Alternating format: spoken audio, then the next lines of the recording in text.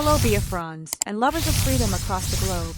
Welcome to Biafra Battle Cry TV, your uncompromising voice for truth, justice, and liberation. This marks a pivotal moment in the global stance against both the Nigeria Christian genocide and terror in West Africa.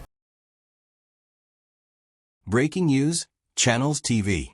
Defence Minister Mohammed Badaru Abubakar has resigned, officially citing health grounds. Presidential spokesman Bayo Onanuga confirmed the resignation, saying Badaru informed President Bola Ahmed Tinubu of his decision. But activist Omoyele Sowore insists Badaru did not resign voluntarily. He claims Tinubu asked him to step aside to make way for former Chief of Defence Staff, General Christopher Musa, who is now being positioned to take over as Defence Minister.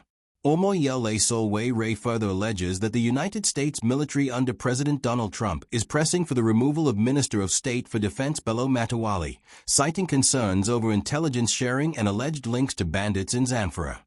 Follow-up breaking news, Channels TV. Just hours later, former Chief of Defence Staff General Christopher Musa was spotted at the presidential villa in Abuja.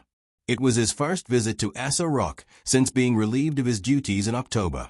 Musa arrived in traditional northern attire and went straight into a closed-door meeting with President Tinubu. The timing of Musa's visit is significant. His removal earlier this year came amid reports of an aborted coup plot against the president. Now, with Badaru out and Musa back in the spotlight, speculation is mounting about Tinubu's next move in reshaping Nigeria's defense leadership. This meeting also comes as Nigeria faces escalating insecurity. The abduction of schoolgirls in Kebbi, the attack on worshippers in Kwara, and the kidnapping of Catholic school children in Minna. The nation's defense crisis is deepening, and leadership changes at the top are raising urgent questions about stability, loyalty, and international pressure. The crimes you have in the north, the insecurity you have in the north is as a direct consequence of their own action. They groomed them. Al-Qaeda in the Maghreb, ISIS in West Africa, Boko Haram, Fulani headsmen, bandits, all of them. Who brought them to Nigeria? It's Fulani.